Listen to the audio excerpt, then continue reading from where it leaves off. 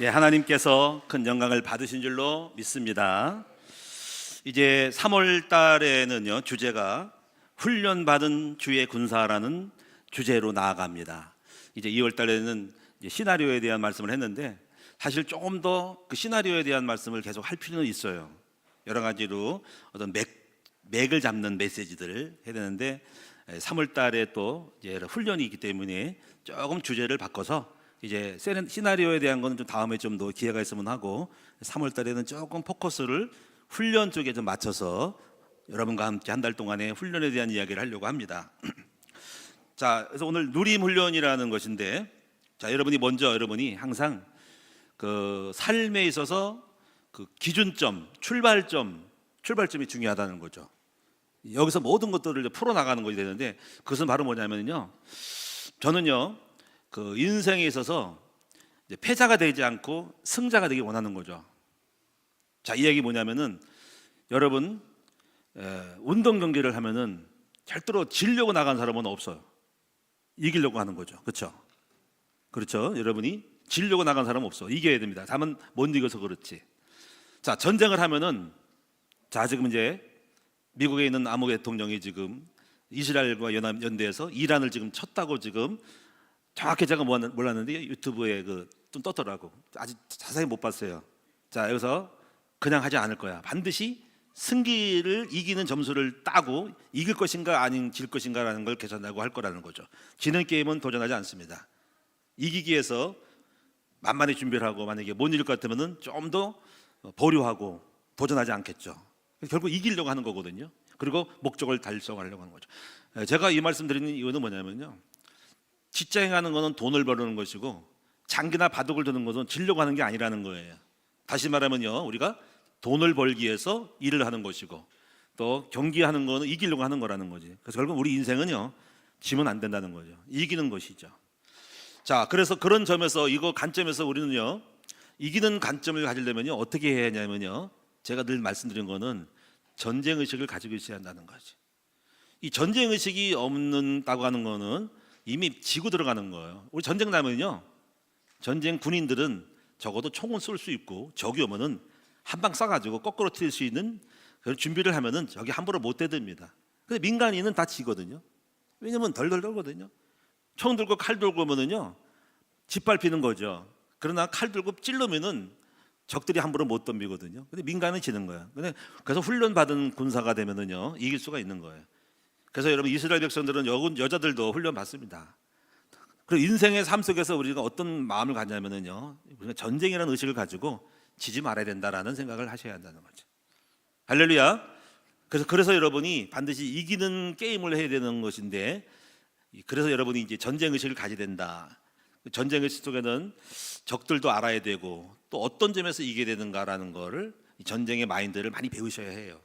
세 가지를 이겨야 되거든요. 자신을 이겨야 되고, 세상을 이겨야 되고, 그리고 많은 변수들, 리스크들이 있어요. 사단이 역사하는 수많은 어떤 함정들, 공적에 대한 자연재앙 사건들이 돌변적으로 오는 것들을 이제 예상하지 못했던 공격들을 이길 수 있어야 되거든요.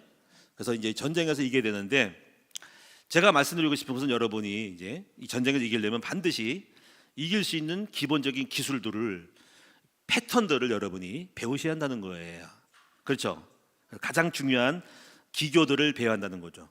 그래서 여러분이 운동한 선수는 기본기를 배우고, 뭐 여러 가지 그 발차는 것도 배울 것이고, 기본적인 동작을 배울 것이고, 군대 가서도 기타 필요한 제식 훈련이라든가 총검술 훈련이라든가 유격 훈련, 여러 가지 하생방 훈련, 그런 것들을 생존 훈련을 배울 거라는 거죠.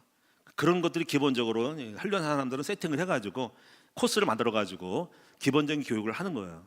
그리고 전문적인 사람들은 더 연결해가지고 또 부가적인 날짜를 잡아가지고 전문화시켜서 그 특성에 맞는 훈련을 또 추가로 시키는 겁니다. 자, 그렇다면 우리가 신앙생활 할 때도 마찬가지로 그냥 하는 게 아니거든요. 여러분 교회 다니면서 그냥 예수 믿는 게 아니에요. 만약에 내가 여러분들을 승리하기를 원하고 승리시키기를 원한다면은, 리더는 반드시 교회 내에 여러분들에게 꼭 필요한 신앙생활에 있어서 승리할 수밖에 없는 훈련 코스를 만들어 놓고, 이걸 여러분에게 이기는 어떤 영적인 방법들을 가르쳐야 한다는 것은 자명한 것입니다. 그렇죠? 만약에 이제 교회 다니면서 여러분이 훈련이었다고 하는 것은 정말 그거는 뭐랄까요, 아주 뭐랄까 아쉽거나 바보 같기도 하고 도대체 교회를 왜 다니게 하는지 모르겠는 거죠. 반드시 어떤 것들을 이기려면요 가장 기본적인 교육을 시켜야 됩니다. 영어도 마찬가지고 수학도 마찬가지고 반드시 훈련하는 기본적인 이길 수 있는 패턴들을 기술들을 가르치고 내보내야 되는 거지. 그렇죠? 그럼 신앙생활할 때 여러분도 반드시 훈련을 받으셔야 합니다. 그렇죠? 그럼 어떤 훈련이 중요할까요? 자, 여러 가지 훈련이 있겠지만은 그래서 우리 큰나무 교회는 훈련이 많아요. 많다기보다는 훈련이 많아야 되고 또 왜냐하면 훈련을 해야 됩니다. 안 그러면 훈련이 없다고 하는 것은 지금까지 성장할 수 없었고 군사들이 전문가들이 안 나왔기 때문에 지금까지 성장 안 했을 거예요. 우리 큰나무 교회 성장한 이유는 훈련 때문에 성장한 거예요. 훈련받은 전문가들이 전도 훈련도 받고 기도 훈련도 받고 복음 훈련 받고 사역 훈련 받았기 때문에 그 선수들이 또 훈련을 시키는 거예요. 그래서 반드시 훈련이 필요합니다. 자, 그럼 오늘 여러분이 이제 한 달 동안의 훈련을 여러분이 시킬 건데요. 여러분이 어떤 훈련이냐? 물론 한 달간 가도 끝나지 않고 기본적인 것만 가르치는데 구체적으로 여러분을 불러 모아서 따로 불러 모아서 예수님이 3년 동안 훈련시킨 것처럼 전지학이라든가 바이블 암송학교라든가 이런 훈련을 통해 가지고 여러분 훈련시킬 겁니다. 그래서 그런 훈련도 있지만은 이 설교를 통해서 여러분이 어떤 그 맥락 속에서 몇 가지 훈련을 받을 것만 방향을 잡아드리는 거예요. 깊은 곳은 구체적으로 들어가야 됩니다. 그런데 이번 주 첫째 훈련은 뭐냐면은 첫 번째 훈련이 가장 중요한 훈련인데요. 바로 첫째 오늘 제목처럼 바로 누림 훈련이 중요하다. 누림 훈련. 이 누림이라고 하는 것은 다른 말하면 하나님이 나와 동행하는 훈련입니다. 이걸 여러분 많이 들어봤을 거예요. 임재 훈련. 하나님 임재 훈련이라는 말을 아마 조금 영적 세계에 들어간 사람들은요 그런 단어들을 쓸 수 있을 거예요. 들을 수 있을 거예요. 하나님의 임재 훈련. 주님이 나와 함께 하시게 만드는 훈련인 거예요. 이걸 훈련이 가능해야 돼요. 훈련이라는 것은 들어서만 되는 게 아니라 들은 것을 가지고 그 가치를 안 사람은 반복적으로 주님이 나와 함께 하도록 만들어주는 그런 것들을 기술적으로 연마를 해야 합니다. 그래서 왜 이게 중요하냐면 누림 훈련. 이 누림 훈련이 정말 중요합니다. 자, 그래서 오늘 여러분이 이 누림 훈련을 하는데 누림 훈련이 뭐냐? 한마디로 말하면 하나님과 동행하는 훈련, 하나님이 나와 함께 임재함으로써 나타나는 훈련이 중요하다. 자, 여기서 모든 성공이 여기 나옵니다. 누릴 때 주님이 나와 함께 할 때 나를 가르쳐 지시하시고 지혜를 주고 능력을 주고 가르치기 때문에 되는 거예요. 그래서 여러분 이 육신의 생각은 사망이고 영의 생각은 생명과 평안이라는 말도 마찬가지로 누리지 못하면 육이 나타나서 육신의 생각에 미련하게 행하고 또 여러분이 여러 가지로 많은 그 시기와 질투 속에서 육신적으로 나가기 때문에 실패할 수밖에 없기 때문에 육신의 생각은 사망이요 영의 생각은 생명과 평안이라는 말은 두 갈래에 대해서는 누림이 중요하다라는 거예요. 자, 그래서 여러분이 첫 번째로 보시면은요, 첫 번째 누림 훈련이 중요하다. 누림이 무엇인지 또 누리지 못할 때 어떤 현상이 나타나는지를 배우셔야 된다. 그리고 어떤 거를 누려야 할 것인가 가장 기본적인 세 가지 주제를 가지고 말씀드리겠습니다. 첫째, 누리지 못할 때 나타나는 현상을 아시면은 누림에서 누리지 못할 때 실패할 수밖에 없는 것들을 찾아낼 수가 있어요. 첫째는 뭐냐면 두려움이죠. 두려움의 상태. 자, 누리지 못하는 증세 하나가 두려움이에요. 두려움. 그래서 요한일서도 보면 두려워하는 자는 온전히 이루지 못했다라고 하는 거죠. 자, 여러분 두려움. 우리는 하나님이 나와 함께 두려울 것이 없죠. 자, 여기서 우리가 성경적으로 두려워한 사람의 한번 예를 찾아봅시다. 누굴까요? 바로 아브라함입니다. 아브라함. 여러분 아브라함 잘 아시죠? 창세기에 나오는 네 인물 중에 첫 번째 인물입니다. 자, 두려웠습니다. 어느 때 두려웠냐면 먹고 사는 것에 대한 두려움. 자, 그가 아브라함이 살고 있는 땅에 기근이 왔습니다. 기근이 오니까는 먹고 살기가 힘들어서 걱정이 되고, 두려움은 염려 걱정이거든요. 두려움이 왔을 때 이제 사람들은요 누리는 것과 함께 반대 현상의 눌림이거든요. 그리고 사람들은 생존 본능이 있어서 잔머리를 씁니다. 살아남기 위한 두려움을 극복하기 위한 기발한 생각을 하는 거죠. 자, 어떻게 할까? 어떻게 살아남을까? 걱정이 되네. 먹고 살기 힘들겠네. 기근이 오니까 양식이 떨어질 것 같아. 자, 몇 가지 생각을 찾는 것이 장소를 옮겨야 되겠다. 자, 이게 물론 당연할 수 있죠. 이사 가야 되겠다 해서 자, 어디로 갈까? 애굽으로 가자. 자, 애굽에는 거기 나라가 도성이 발달하고 양식이 풍족하다고 소문을 들어서 글러 가자. 그런데 가니까 또 가는 환경이 바뀌므로 또 다른 근심이 생깁니다. 왜냐하면 나 혼자 가는 게 아니라 처자식이 따라가거든. 근데 걱정되는 것은 그때 아기가 없는데 부인이 있었는데 그 부인이 바로 사라거든. 사라가 예쁜 게 탈이에요. 걱정이 되는 거예요 또. 자, 예쁜 여자 데리고 나면 누가 노릴 수 있죠, 그렇죠? 내 마누라를 뺏어가지고 나를 죽이고 나를 살해하고 내 마누라를 납치해 갔으니까 이거 살아남지 않던 잔머리를 쓰죠. 여기서부터 꼬우기 시작하는 거야. 그래서 자기 부인을 부인이라고 하지 않고 얘기하죠. 여보, 나랑 여기 떠나가서 멀리 애국 가야 돼. 그런데 걱정이 돼. 왜냐면 당신 너무너무 이뻐가지고 다 탐내. 예? 아마 권력자들이 힘이 센 사람이 당신을 뺏어가게 나를 죽일 것 같아. 근데 이렇게 하자. 당신하고 나하고 여보 남편하고 하지, 여보하고 아내 하지 말고, 남편 아내 하지 말고 누이하고 오빠 하자. 이렇게 최소한은 이거예요. 적어도 내 누이를 데려갈 때 오빠는 안 죽이겠지. 그런 깨에 쓴 거예요. 그래가지고 이제 우리 합의 봐가지고 자기 마누라를 갖다가 누이라고 하는 거. 그 얘기는 여러분 잘 아실 거예요. 뭐 깊은 얘기하면 시간 나가니까. 근데 거기서 또 문제가 생겼습니다. 그 애국 가가지고 여러분 엄청 문제를 만났죠. 여러분 왕궁에 있는 사람들은요, 왕한테 진상하려고 하인들은, 밑에 있는 사람들은 이쁜 여자라든가 좋은 물건이 있으면 진상을 해요. 딱 발견한 거야. 사라의 사례를 발견하면서 아브라함의 아내를 발견하고 너무 이쁘니까 저 여자를 왕에게 진상하면은 내가 나를 좋아하겠지, 내가 간직을 올려주겠지 해서 데려간 거예요. 이제 여기서 발단됩니다. 그래가지고 그 아브라함의 아내는 졸지에 애굽 왕가의 왕에게 아마 어떤 첩이 되든지 아마 여러 가지도 들어가게 될 수 있는 상황이 된 거예요. 자, 이걸 보고 하나님이 가만히 있을 수 없었죠, 그렇죠? 왜냐면 하나님이 관련된 뜻이 있는 사람이거든. 그래서 하나님 태클을 겁니다. 아마 그 애굽 왕궁에 재앙이 오거나 병이 오거나 이상한 일이 벌어진 거야. 갑자기 사고 나고 설사고 배탈이 나고 막 넘어지고 자빠지고 이상한 기이한 현상이니까는 징조가 이상하니까 불러내가지고 바로 아브라함 그 오빠라고 한 사람 불러내서 물어본 거지. 정말 사실로 네 동생이냐? 이상하다. 속이는 것 같다. 뭔가 안 맞는 것 같다. 말해봐 했더니 솔직히 그때 한번 까발려봐 했더니 그때 얘기한 거예요. 사실은 내 누이 동생이 아니고 내가 오빠가 아니고 내 와이프입니다. 여기서 이제 이래가지고 이제 야단 맞으면서 어쩌다 그렇게 했냐면서 야단 맞아가지고 쪽팔리게 되면서 이제 그렇게 어려웠냐 하면서 물질 받아가지고 오지만은, 자, 지금 이런 부분들이 뭐냐면요, 왜 이런 현상이 왔을까? 자, 잔머리 올려가지고 인본이 생겨가지고 마누라 뺏길 뻔했고 죽을 뻔했단 말이에요. 하나님이 막아서 다행이지. 왜 이렇게 했을까? 바로 누리지 못해서, 바로 누리지 못할 때 바로 두려움이 생겨서 오는 현상이라 그 말입니다. 자, 두 번째 보겠습니다. 두 번째 주보에는 시기와 살인이라고 나왔는데, 자, 요셉과 요셉의 형들에 대한 누림입니다. 자, 요셉이 잘났어요. 요셉이 꿈도 꾸고 막 또 아버지로부터 사랑받고 하니까는 시기와 질투가 일어났죠. 자, 여기서 누리지 못하는 것은 시기와 질투가 일어날 수 있습니다. 다시 말하면 적대적이 되는 거죠.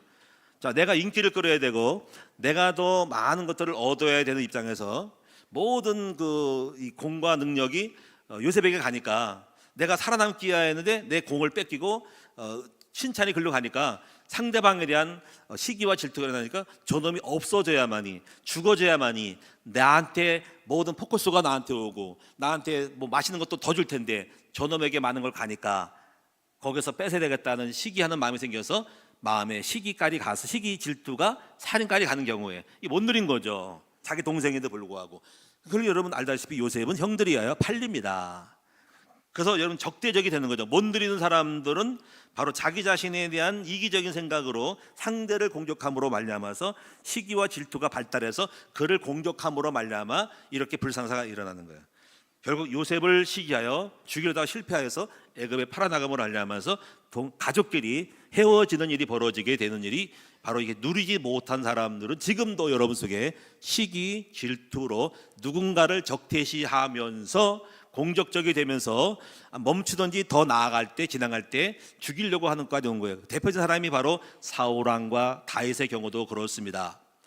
사울왕이 왕인데 불구하고 다윗이 막 뜨니까 다윗을 시기하여 바로 다윗을 사울이 죽이려고 쫓아다니다가 인생을 허비한 것을 볼 수가 있습니다. 바로 못 누린 거죠. 만약에 누렸다면 될 겁니까? 누렸다면 이거죠. 우리 사이인데, 야, 우리 나라에, 이스라엘 나라에 저렇게 훌륭한 인재가, 골리앗을 이길 수 있는 능력 있는 인재가 나오니까 우리나라의 복이로다, 우리나라의 행복이로다, 강한 나라요, 그런 젊은이들이 많이 나와야 돼. 그러면서 요직이 올리고 그도가 내 사이가 아닙니까? 사이야, 너무너무 잘했어, 네가 최고야 하면서 같이 나랑 힘을 합해서 우리나라를 살려보세 할 텐데 이거 웬일입니까? 누리지 못하니까, 해석이 안 되니까 이런 일이 벌어졌다는 얘기예요. 자, 원망과 불평도 마찬가지로 누리지 못할 때 오는 현상이에요. 자, 대표적인 예화를 드리면은 바로 이스라엘 백성들이 못 누렸습니다. 광야에서 못 누렸습니다. 먹고 사는 일이 힘들어가지고 늘 불평, 감사하지 못하고 원망 불평하면서, 그리고 왜 이런 자리까지 오게 했던 지도자에 대한 원망이 생기면서 늘 삿대질을 하고 모세야 모세야 왜 여기까지 끌고 왔냐면서 늘 원망 불평한 거죠. 그리고 그 원망 불평하는 말을 듣고 기분이 나쁜 거야 하나님이. 그래가지고 이놈들이, 인간들이 아직 덜 됐네 해가지고 하나님이 원망 불평하는 그 백성들을 40년 동안 계속적으로 풀지 않고, 나를 믿지 못하는, 원망 불평은 하나님을 안 믿음으로 오는 원망 불평이기 때문에 믿지 않은 이 백성들을 더 연단하게 하여 풀지 않고 삶을 꼬이게 만들어서 40년 동안 광야 생활을 했다는 이야기예요. 그리고 이제 또 여러분, 못 누릴 때는 거역을 한다는 거예요. 거역. 왜냐면 못 누리니까, 자기가 못 누리니까, 누가 이렇게 말해도 못 믿으니까 그 말을 거역하고 자기 생각대로 가는 거예요. 그 자기 생각대로 가는 행동들이 전부 다가 하나님의 종 사무엘의 말을 거역하는 일로 충돌이 난 거예요. 자기가 못 믿으니까, 못 누리니까, 자기가 이렇게 해야 된다고 생각하니까, 그래가지고 거역을 해서 2번이나 거역해서 그 사울 왕은 하나님께로부터 버림을 받습니다. 그리고 왜 못 누릴까요? 못 누리면은 그냥 맡기면 되는 건데, 못 누리니까 자기가 어떻게 해보겠다고 해가지고, 그래가 2번이나 실수하죠. 2번은 뭐냐면, 하나는 자기 멋대로 뭐 하냐면은 사무엘이 왕을 죽여라 할 때 안 죽이고, 제물을 갖다가 전부 다 태워놨더니 안 태워. 왜 안 태우냐면 자기 생각이 많은 거야. 못 믿는 거야. 못 믿고 자기 생각에 따라서 가는 것이 뭐냐면은, 왕을 왜 죽여? 나중에 볼모로 쓸 수 있고, 아니 전리품은 왜 없애버려? 그 전리품 가지고 나중에 백성들을 먹이면 되지. 그 자기 생각이지. 염려와 걱정 속에서 오는 자기 머리를 굴리는 거야. 그러니까 사무엘의 말은 뒤에 뜻이면 또 다른 뜻이 있거든요. 완전히 죽임으로 그들을 끊어야 되고 원수를 진멸해야 되는 불구하고 안 맞게 되면서 자기 생각으로 가니까 거기서 거역질을 하게 된 거예요. 2번째가 또 뭐냐면, 또 이 블레셋에 대한 것도 마찬가지예요. 내가 올 때까지 기다려라, 같이 예배 드리지 않더니 걱정돼서 또 미리 앞서 지가 가버리네. 미리 앞서서 왕 사무엘보다 먼저 앞서 선취해 보니까 또 거역질한 거야. 그래가지고 결국 당신이 나의 의견을 2번을 거역했으므로 하나님 말씀하기를 당신을 버렸다라고 하는 거예요. 결국은 이 사물은 못 누림으로 말미암아서 결국 버림받게 됩니다. 이래서 여러분이 이 전체적으로 보면은요, 이것이 바로 못 누리는 현상으로 오는 현상이에요. 또 하나는 이제 미갈이라는 사람이 뭐냐면요, 남편이 이제 다윗입니다. 다윗이 이제 언약궤를 갖다가 블레셋 뺏겨는 언약궤를 막 데리고 들어옵니다. 들고 막 몰고 오는데 너무 기쁜 거예요. 야, 하나님의 영 상징했던 언약궤가 오니까 정말 성령이 감동돼가지고 춤을 추는 거야. 그 춤을 출 때 왕이 뭐 채통을 부리고 멋있게 언약궤가 왔냐 하는 게 아니라 너무 기뻐가지고 막 이렇게 막 성령의 춤을 춘 거야. 막 쉽게 막 댄싱을 한 거야. 막 기뻐서 박수 치고 막 하는 거야. 했더니 약간 움직이기 했더니 이걸 보고 이 부인이 미가엘이 사울의 딸이거든요. 보고 율법으로 판단하는 거야. 이거를 이해를 못한 거야. 성령의 역사 얼마나 감사할까. 우리 남편 왕이, 하나님이 영이 오고 하나님이 뺏겼던 왕이 오니까 너무 기뻐하겠지 하는 걸 생각 안 하고 이해를 못하고, 아니 채통만 향하는 거야. 왕이 휴태가 있지, 어떻게 왕이 저렇게 백성들 앞에 편하게 춤을 추고 있어? 그리고 옷도 벗어질도 모르고 했어? 이걸 보고 비난하는 거예요. 그래가지고 이제 언약궤가 다 오고 나서 집에 올라가서 미가엘을 만났더니 미가엘이 딱 비난하는 거야. 비꼬는 거예요. 왕이요, 어찌 천하게 백성들의 왕이 채통도 없이 어떻게 춤을 추고 좀 멋있게 폼을 잡고 좀 있어야지, 그게 뭔 짓이니까 하는 거예요. 그랬더니 이제 그때 다윗이 말하기를, 당신이 나를 비난하지만은 나는 성령에 감동돼서 이렇게 춤을 춘 것인데 네가 나를 멸시하니 나도 너를 멸시하여 다시는 네가 나를 못 볼 것이다 하면서 동침을 거부하고 그는 천하게 버림받게 되는 거죠. 결국 이게 뭐니까, 바로 우리가 어떤 현상과 상황을 가지고 누리지 못할 때, 다시 말해 이해하지 못할 때, 이해가 누림이거든요. 이해하지 못할 때 오는 자신의 어떤 누리지 못할 때 오는 율법 또는 인본주의 또는 거역, 이 모든 것들이 결국은 이제 바로 못 누리는 현상 때문에 오는 거예요. 거기서 오는 파국이 온다는 거예요. 자, 여러분, 그래서 이 2가지 경우에서 하나는 뭐냐면요, 누리지 못하는 것은 육신의 생각에 빠졌다는 거야. 그래서 미련하게 행동하게 되고 결국 거역하게 되고 결국 실패하는 것을 알 수가 있다. 또 이것은 바로 배후의 사단이 결국은 복음을 못 누리게 만들어서 눌리게 하여 망하게 하는 뭔가 흑암이 역사하는 거라는 거야. 흑암이 보이지 않게 뭔가가 누리지 못하고 눌리게 만들어서 육신의 생각을 가게 만들어서 결국은 패망하게 하는 사단의 공격이 있다는 거예요.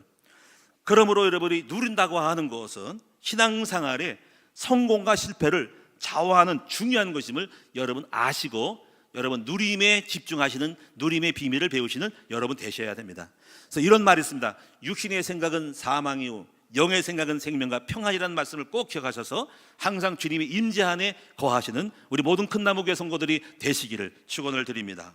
자, 그럼 두 번째로 그럼 어떻게 누릴 것인가라는 거예요. 먼저 누림의 의미를 아는 것이 방법이 됩니다.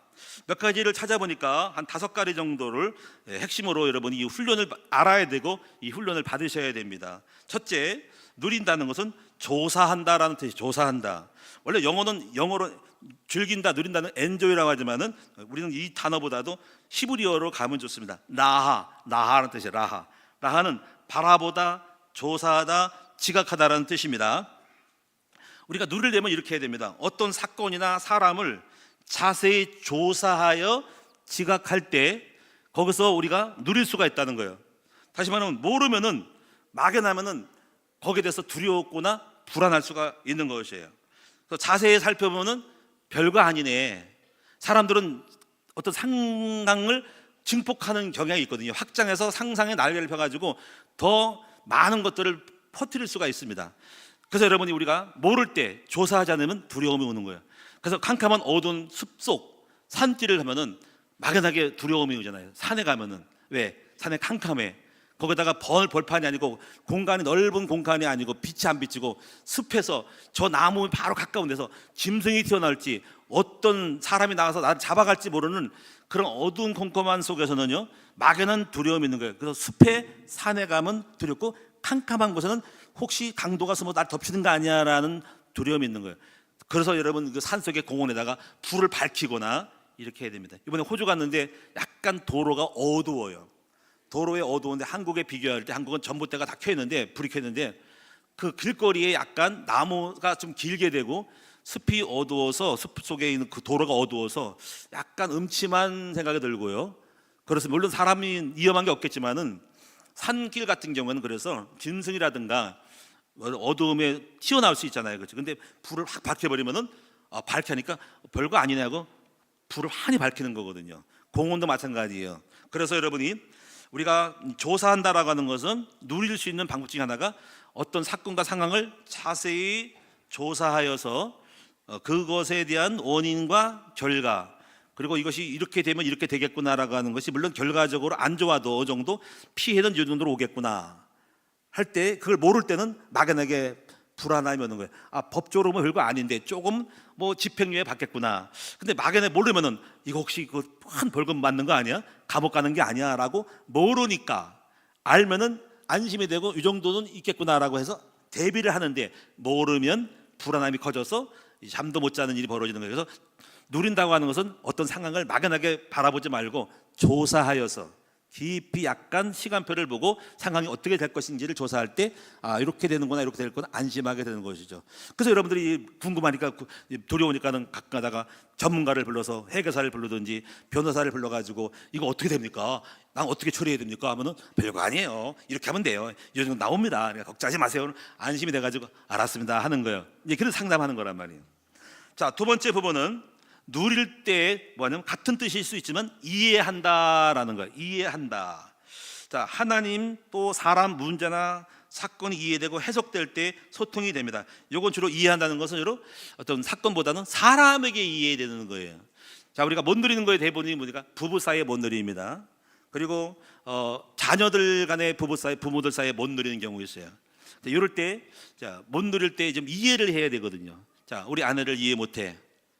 저 같은 경우도 처음에 못 누렸어요. 목회하면서요. 우리 결혼하면서 우리 결혼 배우자인 우리 김상희 사모를 못 누렸어요. 늘 불편이 많았어요.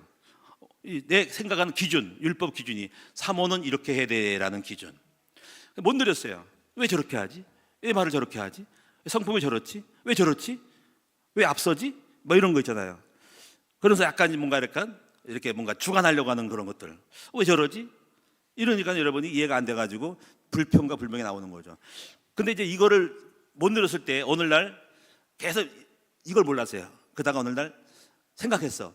조사를 좀 해보자. 자기도 모르게 성령이 감동해요. 조사해보라는 거야. 저 사람이 어떤 사람인지에 대해 네가 한 번이라도 연구해보고 깊이 생각했냐는 거예요. 해가지고 제가 실제로요 종이를 하나 들고 우리 사모님하고 싸우고 나서 종이를 들고 볼펜을 들고 적어서 옆에다 종이 하나 페이퍼 들고 김상희 벌써 딱 나오더라고. 벌써 이름이 그때 당시 김상단이었거든. 딱 거기서부터 나오더라고. 아, 내가 이름을 왜 몰랐지? 이름. 자, 이름이 뭐죠? 김상단. 뭡니까 우리 사모님 이름이.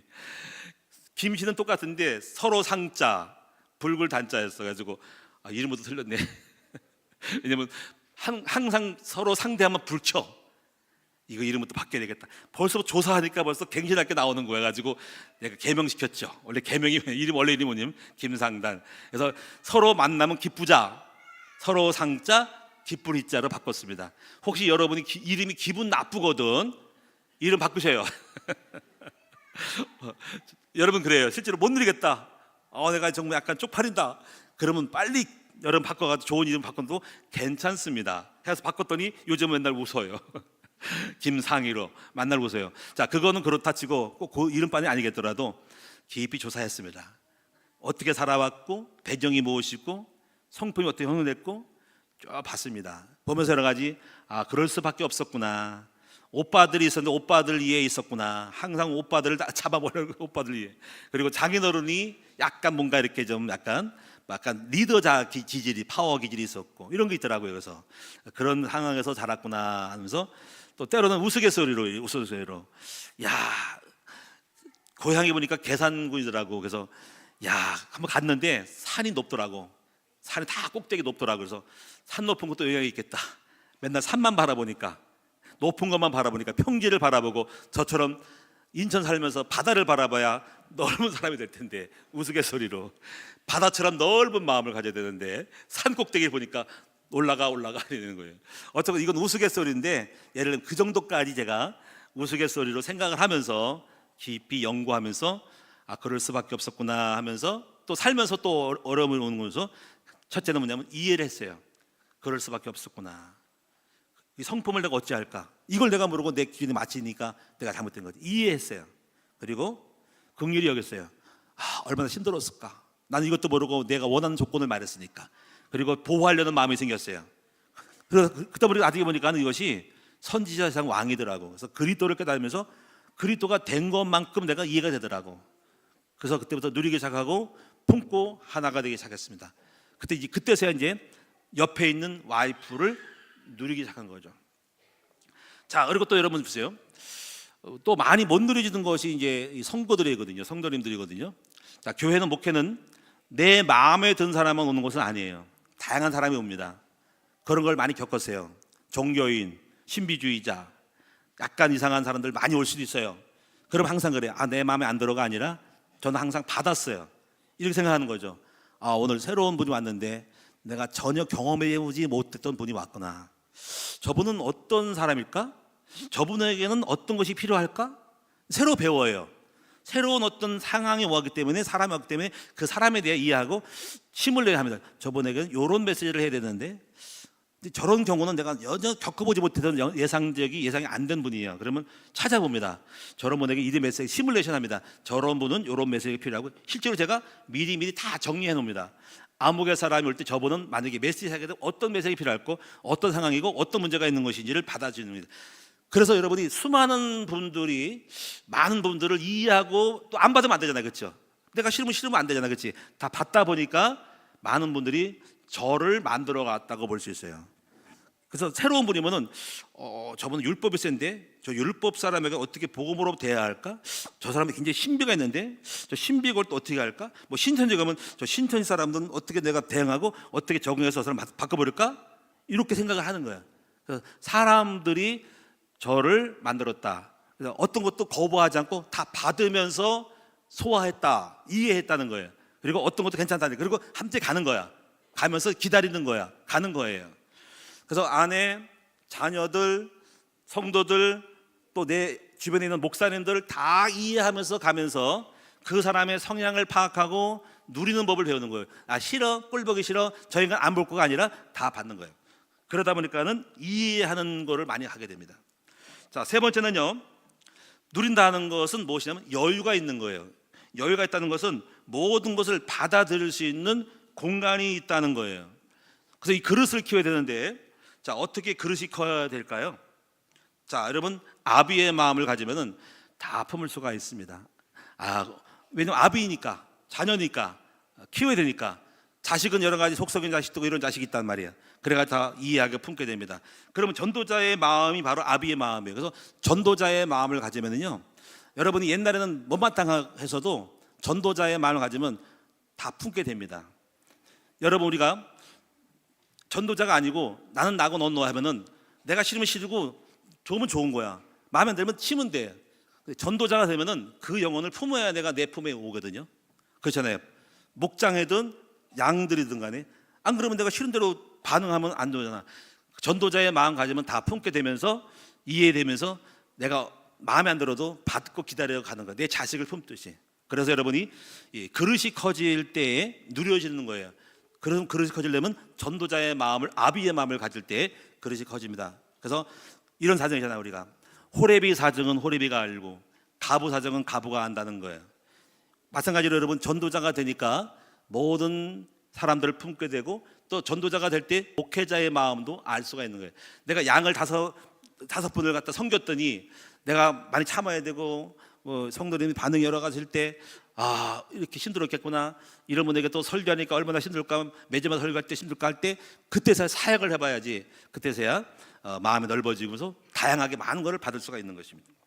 네 번째, 누린다고 하는 것은 자유하는 거예요. 자유. 이 자유라고 하는 것은 얽매이지 않는 거예요. 또 이런 무관심하고는 이게 여러분이 차원이 다른 거예요. 그래서 여러분이 이 자유를, 우리는 예수님이 우리에게 자유를 줬기 때문에 자유로운 사람이 된다. 그래서 방장가 아닙니다. 중심이 있는 거죠. 저는 그래서 여러분에게 좀 자유를 줍니다. 자유.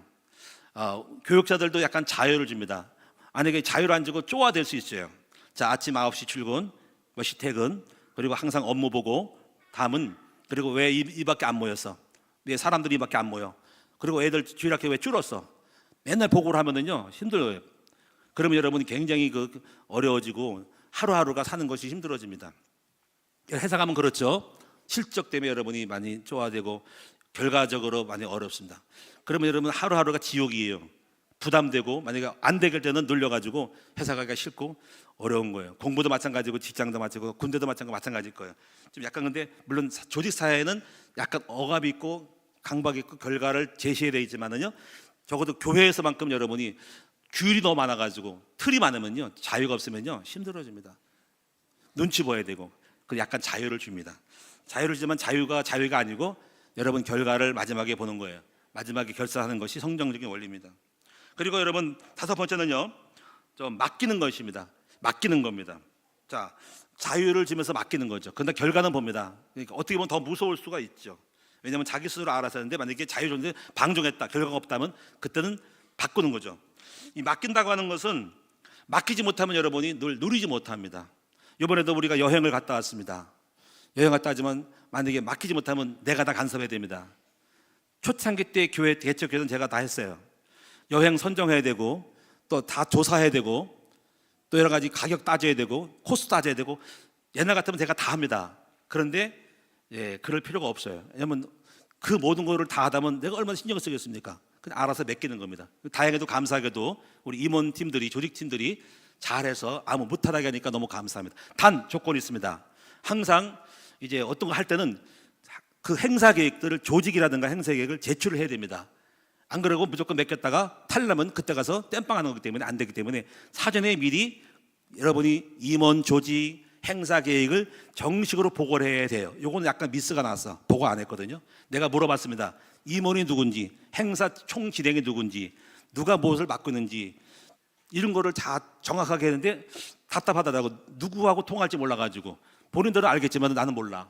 여러분 안 되거든요. 다행히도 만약에 이런 책임에 대한 것이 문제가 없으니 넘어갔지만 책임이 생겼다면 누구가 어떤 걸 맡은 거라고 책임 소재를 물을 되는데, 다행히 근데 그렇게 하면 안 되고, 여러분이 행사를 할 때는 반드시 조직을 해서 행사 계획을 사전 보고해서 통과해야 된다는 거예요.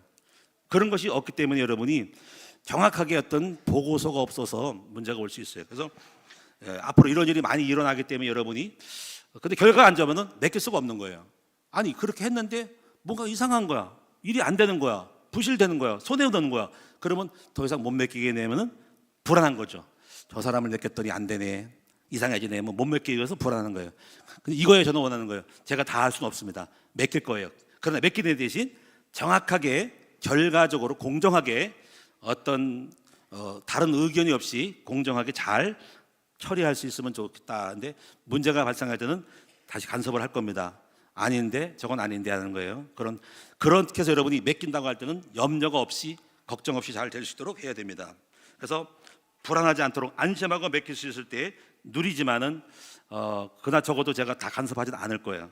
그래서 여러분 누리시는 이런 것들이 여러분 맡김으로 말미암아서 자, 여러분이 누려지는 여러분 되기 바라고, 여러분도 마찬가지고 또 여러분 밑에 있는 많은 사람들에게 일을 맡길 때는 그거를 맡기고 혼자 다 하려고 하지 말고 약간 내려가면서 같이 전체적으로 이런 규정들이 잘 이루어졌으면 좋겠다는 거예요. 요셉 학교도 마찬가지로 조금 문제가 있었어요. 왜냐면 좀 맡겼더니 이상한 사람 하나를 데리고 와가지고 문제를 일으켰어요. 그래서 다시 정리했어요. 절대로 왜 보고를 안 하냐, 사전에 그런 사람 왔을 때는 미리미리 얘기해가지고 어떤 성향인지, 자세히 그 사람의 스케줄이 뭔지, 어디를 갈 것인지, 애들 데리고 어디를 갈 것인지, 무슨 거를 누굴 만나서 할 것인지에 대한 거를 왜 보고하느냐, 이런 것들이 좀 드러납니다. 맡겼더니 좀 이상하게 하는 거야. 맡겼더니 안 되겠다.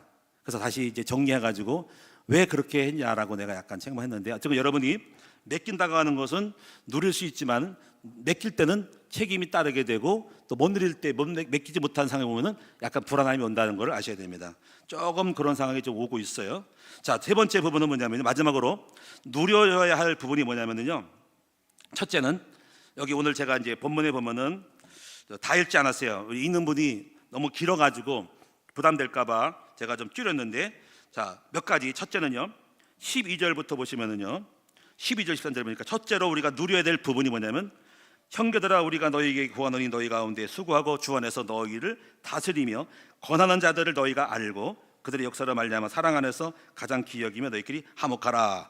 이거는 성도와 지도자의 관계가 화목해야 된다는 거예요. 그래서 여러분 여기서죠, 여러분 사역자의 수고를 알고 그래서 기이 여겨야 된다는 거예요. 그리고 화목해야 한다는 거예요. 다시 말하면 사역자들의 어떤 갈등이 생기거나 마음을 아프게 하면 유익이 없다는 거예요. 누림이 없는 거예요. 사역이 안 되는 거예요. 두 번째 부분은요, 여기 보면은요 14절에 보니까는 요거 누려야 됩니다. 또 형제들아 너희를 권하노니 게으른 자들을 건개하고 마음이 약한 자들을 격려하고 힘이 없는 자들을 붙들어주며 모든 사람에게 오래 참으라. 우리를 이렇게 보면은 부족함이 보이는 사람도 있어요. 힘이 없는 사람, 게으른 사람, 못난 사람, 무능한 사람 못 누려. 왜 저런 사람이 있지? 나 꼴 보기 싫어. 저 사람이 왜 우리 교회 있지? 난 꼴 안 볼 거야. 못 누리는 거거든요. 그 모든 연약한 사람들도 다 받으면서 함께 갈 수 있는 사람이 되는데, 이런 사람들이 어떻게 누리냐면 오래 참고 기다려주라라는 얘기입니다. 세 번째 부분은요, 자 15절에 이런 사람도 있어요. 이런 사람 누려야 됩니다. 삼가 누가 누구에게든지 악으로 악을 갚지 말게 하고 서로 대하든지 서로 모든 사람을 대하든지 항상 선을 따르라. 요거는 또 뭐예요? 적대적으로 악을 행하는 사람들 관계에서 누리라라는 거예요. 자, 악을 행하는 사람을 어떻게 누릴까요? 자, 두 가지 경우입니다. 하나는 이제 피하거나 멀리하는 경우가 있어요. 내가 아예 꼴을 안 봐, 피해야지.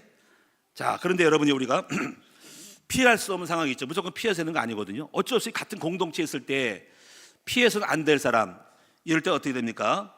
자, 여러분이 마음 상하지 않도록 항상 조심스럽게 대해야 되고 관계 설정을 잘해야 됩니다. 왜냐하면 부딪혀버리면은요, 내가 시험에 들고 상처를 입기 때문에 거리감을 두면서 조심스럽게 깨어 있어야 된다는 거예요. 자, 저도 마찬가지 있잖아요. 우리가 목사님들 모임에도 마찬가지예요. 어떤 사람들은 저 인간 아예 꼴 보기 싫어, 보지 말자. 근데 어쩔 수 없이 좀 이상한 사람들이 같이 일을 할 때가 있단 말이야. 몇몇 사람이 있습니다. 그러면 그래, 잘 조심스럽게 저 사람은 대화를 해야겠다 하는 거예요. 피할 수 없으니까 조심해서 상처 입지 않도록, 상처 주지 않도록 관계 설정을 잘해서 어느 정도 적당한 거리에서 잘 받아주면서 갑니다. 그래서 유지하고 가는 거죠. 그게 누리니까. 안 그러면 그 사람 때문에 못 있고 사역을 떠나야 된다고. 그런 사람이 많이 있어요. 100% 만족한 사람이 없어요. 자, 마지막 세 번째 부분은요 16절부터 24절까지의 내용인데, 자, 첫 번째가 말씀이 중요해요. 항상 기뻐하라라는 거예요. 자, 항상 우리는 누린다고 하는 것은 기쁨을 잃어버리지 않도록 해야 하는 거예요. 늘 싱글벙글 해야 하는 거예요. 그래서 여러분이 이런 것을 하려면요, 늘 나쁜 것보다 항상 기쁠 거리만 생각을 하셔야 돼요.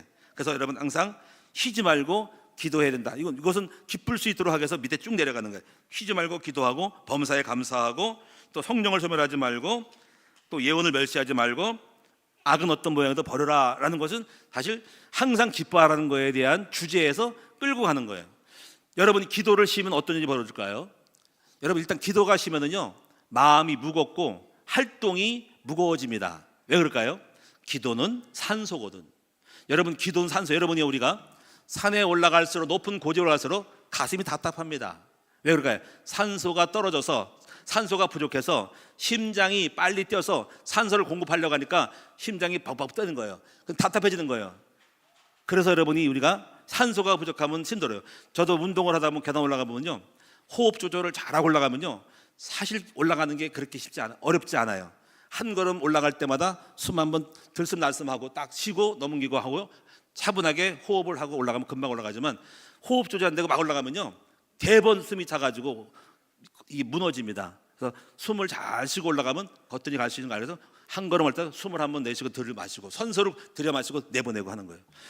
다시 말하면 기도를 쉬게 되면요, 여러분 영적으로 뭔가 누림이 사라지고 눌림이 옵니다. 그래서 기도는 뭐냐면 영적 산소거든. 그래서 혹시 여러분 기도를 쉬지 말고 하루에 3번씩 늘 산소 공급을 잘해서, 여러분 영혼의 호흡을 잘해서 여러분이 영혼이 늘 숨쉬기 좋은 활달한 상태가 됐으면 좋겠습니다. 그리고 범사에 감사하고 늘 감사의 이유를 찾아야 돼요. 그리고 성령을 소멸하지 말고, 그래서 항상 성령을 소멸하는 일을 하면 안 됩니다. 제 혈기 분노는 성령을 소멸시킵니다. 그리고 범사에 헤아려 좋은 곳을 취하고, 항상 영적으로 아무나 여러분이 취하지 말아야 됩니다. 우리가 음식을 먹어도 그래요. 요즘은 우리가 이번에 호주를 갔다 오면서 몸이 좀 좋은 게 뭐냐면요, 탄수화물을 안 먹었더니 몸이 좋더라고. 탄수화물. 근데 어느 곳에 나도 모르게 쌀밥을 많이 먹고 빵을 많이 먹으면요, 이상하게 부대껴요. 근데 여러분 주로 뭡니까? 우리 같은 경우에 고기, 스테이크 간단하게 이런 거 먹으니까 딱 좋은 거야. 국물을 안 먹고 탄수화물 안 먹으니까 몸이 가벼워지는 거예요.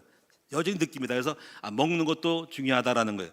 다시 한번 영적으로 마찬가지로 우리가요, 어떤 악은 어떤 우리 영적으로 손에 드는 거를 함부로 하지 말아야 된다는 거예요. 항상 골라서 선만 행하고 좋은 곳을 하고, 악은 모든 모양으로 버리시도록 조심해서 가야 하는 거예요. 자, 마지막으로 한 가지만 말씀드리고 마치겠습니다. 저는 항상 이런 생각을 해요. 항상 회의가 많아, 모임도 많아, 불러가는 것도 많아. 교회도 회의가 있죠. 또 여기 시흥시 지역에 또 무슨 부활절도 행사 때문에 많은 게 많아. 그럼 또 모여. 그러면 이제 이게 부담될 수 있죠. 이런 마음을 가지고 모입니다. 왜냐하면 항상 우리가요, 좀 표현이 이상하지만은 좀 즐긴다 또는 놀러 간다 이렇게 생각을 합니다. 한 2년 동안에 어떤 목사님들하고 한참 임원을 했어요. 인사할 때 이랬습니다. 목사님들 잘 놀았습니다. 즐거웠습니다. 이렇게 하는 거예요. 그러니까 이분 이해하는 거지. 그러니까 무슨 말인지 알았는데 설명했어요. 나는 당신을 만날 때 의무적으로 만나는 것이 아니라, 의무적으로 어떤 업을 처리한 게 아니라, 그럼 얼마나 피곤하고 힘들겠냐, 그리고 지겹지 않냐. 나는 그렇지 않고 당신을 만날 때 너무 즐거웠다. 3년 동안 잘 놀았다. 다시 또 놀자. 했더니 웃더라고. 그러니까 그런 마음이 있어요. 항상 우리가 노는 마음으로 또 그렇게 생각을 하고, 오늘 놀러 가자. 여러분 7시 매달마다 마지막 달이든지 첫날은요, 시청에 가서 또 예배들이 7시 반에 여기들이 끝나고 가야 됩니다. 그러면 또 또 가야 돼. 그러면 대본 힘들어져. 의무적으로 또 가서 얼굴 봐야 돼. 이 아니라 오늘 또 아침에 놀러 가네. 시청에 한번 놀러 가자. 이렇게 되면요, 대본 마음이 져가지고 사람 보는 것도 즐겁고 인사도 즐거운 거예요. 의무적으로 하는 게 아니라 놀러 가자. 놀러 온 거야. 놀러 가자 하는 거예요. 여러분도 일할 때도 마찬가지입니다. 화장실 청소할 때 오늘 화장실에 놀러 가는 거야. 노는 거야, 화장실에서. 여러분 무슨 업을 할 때 힘들어 하고 의무적으로 하지 말고 노는 식으로, 그런 마음을 가지고 재밌게 하시는 여러분 됐으면 좋겠습니다. 야외 오는 식으로 하는 거, 소풍 온 거예요. 우리 인생도 마찬가지로 인생도 잘 노는 거예요. 잘 놀다 보면 행복한 거예요. 부담스럽지 않고. 여러분 이런 마음을 가지고 항상 누림의 원리를 배우시는 저와 여러분 될 수 있기를 축원합니다. 결론적으로 누림이 임마누엘, 하나님과 나와 함께하는 증거입니다. 이 들을 때 하나님이 나와 함께하고 영혼육이 보존될 때 범사가 잘 되는 일이 벌어집니다. 여러분 이 누림이 훈련되시기를 축원합니다. 누림이 중요하기 때문에 이 훈련 받으셔야 됩니다. 오늘 말씀 참고하셔서 여러분 평세도록 하나님과 동행함으로 말미암아 승승장구하는 여러분 되시기 바라고, 성령을 소멸하지 아니하고 늘 하나님과 동행하는 여러분 되시기를 축원합니다. 기도하겠습니다. 하나님께 감사와 영광을 돌립니다. 늘 임마누엘 누림이 있게 하여 주시기를 원하옵고 기도합니다. 여호와 하나님 아버지, 오늘 우리들이 늘 아버지 육신에 있지 아니하고 영에 있음으로 말미암아서 범사의 성령과 동행함으로 말미암아서 형통하고 잘 될 수 있도록 도와주시옵소서. 오늘 우리가 불신앙하지 말고 인본주의를 쓰지 말고 육신의 생각으로 가지 말고 항상 성령을 따라갈 수 있는 주님과 동행하는 아름다운 하나님과 임마누엘의 모습이 나타날 수 있도록 도와주옵소서. 예수님의 이름으로 축복하며 기도합니다. 아멘.